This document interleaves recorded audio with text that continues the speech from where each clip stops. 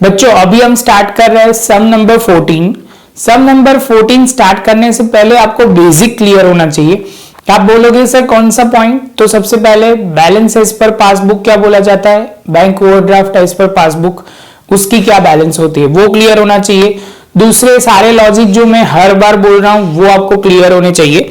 इसके बाद अब अभी हम सम स्टार्ट कर रहे हैं। सम अच्छा है, लैंग्वेज पे ध्यान रखना तो कोई प्रॉब्लम नहीं आएगी। तो फर्स्ट ऑफ ऑल बच्चा यहाँ पे दिया हुआ है cash book of Paresh show the bank balance of ₹10,000 on 31/3/2015। तो हमारा सबसे पहला जो पॉइंट होगा बैंक रिकंसिलिएशन का, bank reconciliation statement of Shri P as on 31/3/2015। तो फर्स्ट ऑफ ऑल ये आपको ध्यान में रखना है। और दूसरा जो इंपॉर्टेंट पॉइंट आपको ध्यान में रखना है वो पॉइंट क्या है, तो आप बोलोगे फर्स्ट ऑफ ऑल सर लिखना पड़ेगा यहाँ बैलेंस, यहां लिखेंगे balance as per cash book है बच्चा। तो आप बोलोगे सर बैंक बैलेंस दिया हुआ है कैश बुक में, जिसको आप बोलोगे डेबिट बैलेंस होता है, वो 10,000 है। ये पहला स्टेप हुआ। उसके बाद बोला हुआ है this balance does not tally with the bank as per the passbook form the following information prepare the bank reconciliation statement on 31 March 2015। तो बच्चा ये जो मैं बोलना चाह रहा हूं ये डेट बहुत इंपॉर्टेंट है, हमें वही डेट को कंसिडर करके कैलकुलेशन करना है। पहले जो दो पॉइंट है वही पॉइंट के मेन पॉइंट है जो आपको ध्यान रखना है। तो फर्स्ट ऑफ ऑल जहां दिया हुआ है फर्स्ट सम में first point cheque of 30,000 were deposited in bank during the month of March, out of which check of 60,000 were credited in bank on 2nd April।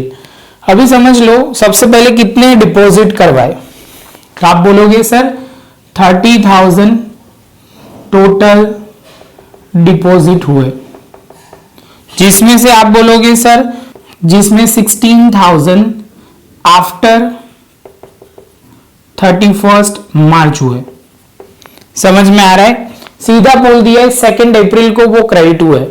तो हमें जो कंसिडर करना है 31 मार्च के बाद जो भी ट्रांजैक्शन हुए वही रिकॉर्ड करना है।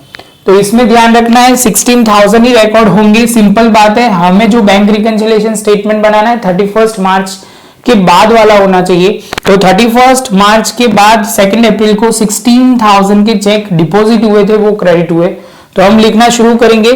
तो वो फर्स्ट ट्रांजैक्शन है check deposited but not credited in passbook. आप बोलोगे सर ये पहले एक बार ये क्लियर करवा दो हर बार की तरह।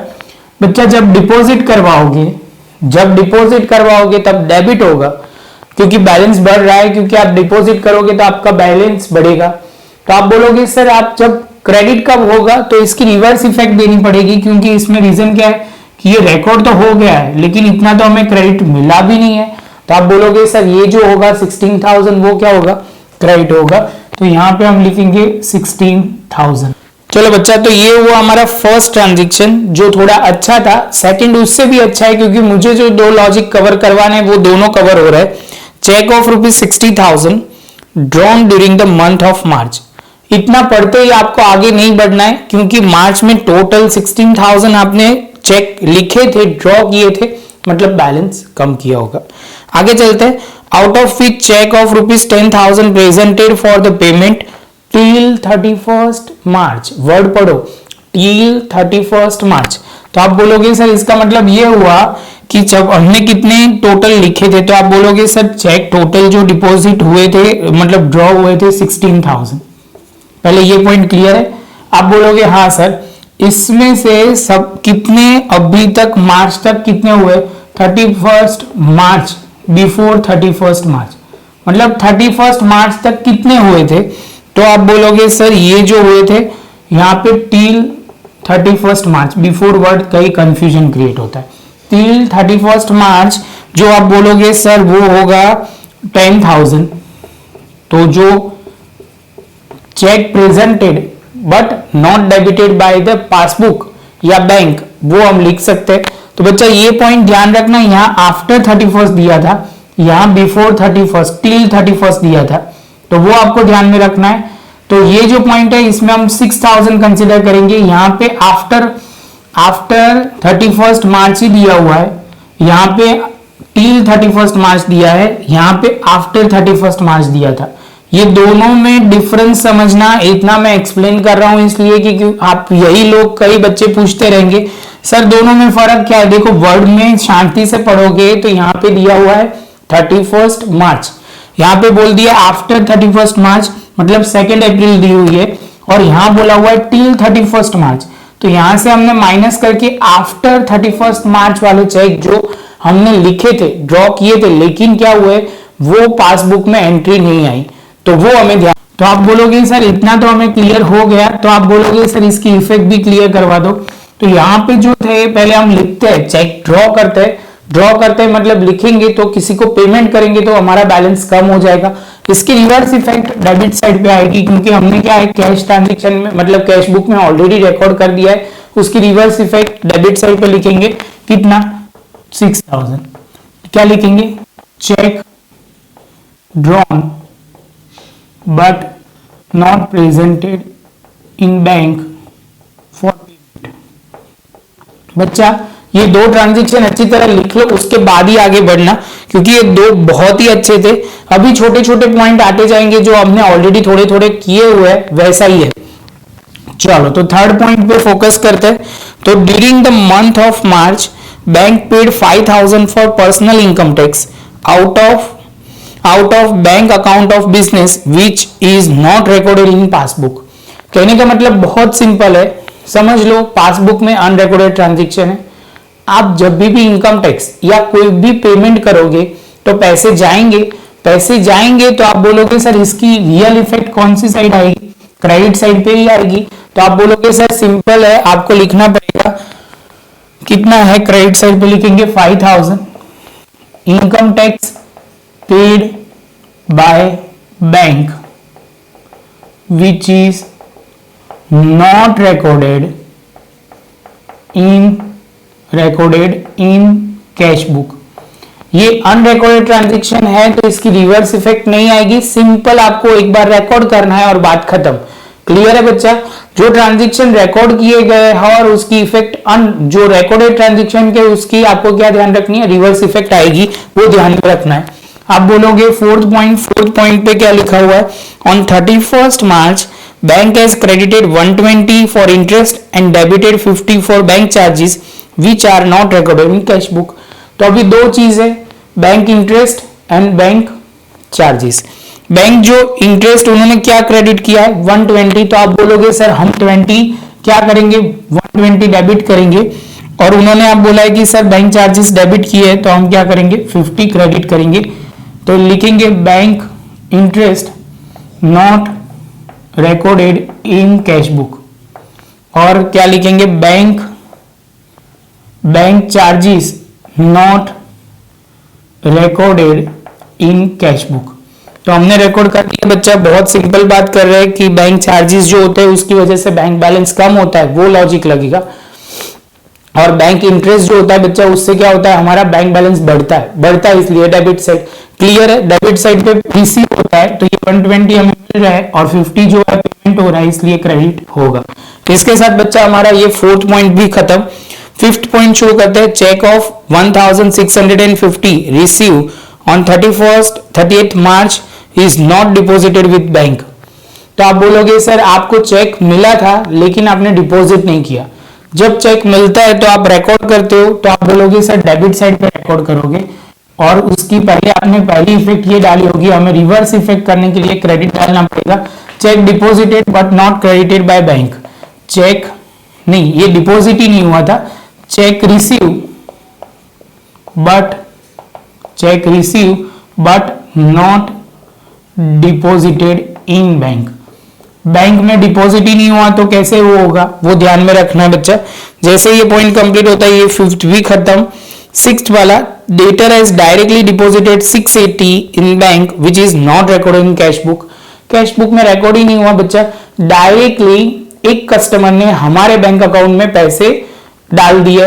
मतलब आप बोलोगे सर इससे क्या होगा, हमारा बैंक बैलेंस बढ़ेगा तो क्या होगा डेबिट साइड पे। तो आप बोलोगे सर 680 यहां पे लिख देंगे, यहां पे लिखेंगे directly deposited in bank, directly deposited in bank, which is not recorded in cash book। बच्चा ये मैं शॉर्ट फॉर्म में लिख रहा हूं, लेकिन आपको लिखने की अनुमति नहीं है, वो ध्यान रखना। वो आपको तो प्रॉपर तरीके से ही लिखना पड़ेगा, और एक ट्रांजैक्शन खत्म हो उसके बाद आप लिखो, ऐसे नहीं देखते ही जाओ। लिखते जाओगे तो माइंड में बैठता जाएगा, अदरवाइज समझ में आएगा लेकिन कहीं ना कहीं कंफ्यूजन रहेगा, वो ध्यान में रखना है। ये हुआ हमारा 6th। उसके बाद है 7th, cash sales of 2000 is recorded in cash book in bank column. अभी समझो बच्चा ये गलती क्या हुई है। जब भी कैश सेल्स होता है बच्चा, आप बोलोगे सेल्स सर होता है तो पैसे आते हैं, तो हमने गलती से कैश बुक में लिखने की जगह बैंक में लिख दिया है।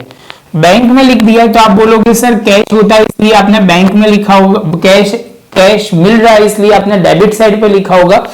तो अभी इसकी रिवर्स इफेक्ट हम क्रेडिट साइड पे लिख देंगे, क्योंकि वो इफेक्ट हमें निकालनी है। तो वो आप बोलोगे सर ये 2000, तो यहां पे लिखोगे cash sales recorded in cash book. Cash book में रिकॉर्ड हो गया था कैश सेल्स, तो हम बोलेंगे ये कैश सेल्स है। फिर से बोल रहा हूं, ये चेक नहीं मिला है हमें, गलती से हमने कहा लिख दिया, बैंक कॉलम में लिख दिया है। तो आप बोलोगे कोई बात नहीं सर, पहले डेबिट साइड पे आपने लिखा था तो उसकी इफेक्ट मिटाने के लिए क्रेडिट साइड पे लिख दो, तो बात खत्म। उसके बाद 8 पॉइंट जो बहुत ही बार आया हुआ है, डिसऑनर बिल का कंसेप्ट है। अ bill of 3600 discounted in February 2015 was dishonored on maturity date during the month of March, and the bank has recorded the same in the passbook, included noting charges 100, which is not recorded in cash book।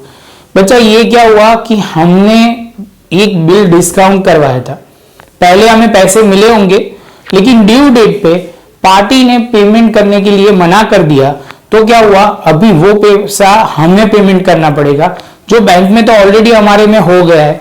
तो आप बोलोगे sir कितना करना पड़ेगा, तो आप बोलोगे sir simple है, आपको टोटल कितना पेमेंट करना था, तो सिंपल बात है, आप बोलोगे सर 3600 प्लस 100 चार्जेस मिला के 3700 होगा। Dishonour bill and noting charges not recorded in cash book. ये हुआ बच्चा हमारा 8 पॉइंट। 9 पॉइंट में ₹600 receive for dividend of share record in passbook but not recorded in cash book.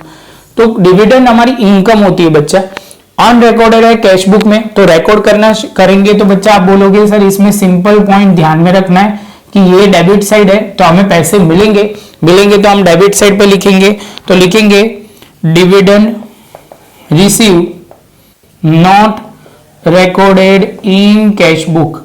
तो कैश बुक में नहीं मिला है तो आप बोलोगे सर रिकॉर्ड करोगे तो वो पैसे मिल जाएंगे। सिंपली रिकॉर्ड करोगे तो इनडायरेक्टली एंट्री हो जाएगी, पैसे तो मिल ही गए बच्चा, हमें रिकॉर्ड करना बाकी है। तो कैश बुक में हम रिकॉर्ड कर देंगे तो एंट्री क्लियर हो जाएगी। उसके बाद बोला हुआ है 10th नंबर का, bank has paid 4500 for insurance premium has the instruction of P which is not recorded in cash book. सबसे पहले ये क्लियर कर लो बच्चा कि आप जब भी इंश्योरेंस प्रीमियम या कोई भी एक्सपेंस पे करते हो बिजनेस में बैंक अकाउंट में से, तो पैसे जाएंगे जो रिकॉर्ड नहीं हुआ है, किस में, तो कैश बुक में रिकॉर्ड नहीं हुआ है। पेमेंट करेंगे तो पैसे जाएंगे, तो क्रेडिट साइड पे लिखेंगे, यहां पे लिखेंगे paid insurance premium which is not recorded in cash book, not recorded in cash book. और इसके साथ बच्चा हमारा बेसिक कंसेप्ट क्लियर हुआ। अभी हम बैलेंस ढूंढना शुरू करेंगे। चलो बच्चा शुरू करते हैं। 16,000 plus 5,000 plus 50 plus 1650 plus 2000 plus 3700 plus 4500 करोगे तो होगा कितना बच्चा, तो आप बोलोगे सर ये होगा 32,900। 32,900 यहाँ पे भी हो जाएगा और इसमें बैलेंस ढूंढना शुरू करेंगे, तो यहां से माइनस करना शुरू करेंगे। तो आप बोलोगे टोटल करते हैं 10,000 प्लस 6,000 प्लस 120 प्लस 680 प्लस 600। तो आप बोलोगे सर ये बाजू का टोटल डेबिट साइड का 17,400, इसमें से माइनस करोगे 32,900 तो ये 15,500 आएगा। बच्चा ये पहले कंसेप्ट क्लियर होना चाहिए, बैलेंस का आपको प्रॉब्लम नहीं होना चाहिए। तो आप बोलोगे सर ये हमें प्रॉब्लम भी नहीं है, हमें परफेक्ट क्लियर है। तो यहां लिखेंगे balance as per cash book, तो हम लिखेंगे ये भी है debit balance as per passbook, passbook के हिसाब से डेबिट बैलेंस है। और आप बोलोगे सर इसको बैंक ओवरड्राफ्ट बोलेंगे, बैंक ओवरड्राफ्ट क्योंकि डेबिट बैलेंस है इसलिए। तो आप बोलोगे सर ये बैंक ओवरड्राफ्ट की ओर आएगा, तो वो ध्यान में रखना है बच्चा। मेन पॉइंट डेबिट बैलेंस, यहां पे फिर से एक बार एक्सप्लेन कर देता हूं। कैश बुक जो दिया हुआ है कैश बुक है, तो यहां पासबुक लिखा, डेबिट साइड आ रहा था तो डेबिट साइड लिखा। और डेबिट साइड बैलेंस को हम ओवरड्राफ्ट बोलते हैं बच्चा, वो ऑलरेडी आपको पता है, शांति से नोटबुक में लिख लो। इसके बाद बच्चा एक और सम आएगा जो प्रॉपर तरीके से आपको करना है। मिलते हैं नेक्स्ट लेक्चर में। वीडियो अच्छा लगा हो तो लाइक शेयर सब्सक्राइब जरूर करें बच्चा। उसके बाद आपको प्रॉपर तरीके से आगे स्टेप बाय स्टेप सम करने हैं जिससे आपको क्लैरिटी आएगी। तो मिलते हैं बच्चा नेक्स्ट लेक्चर में नए टॉपिक के साथ।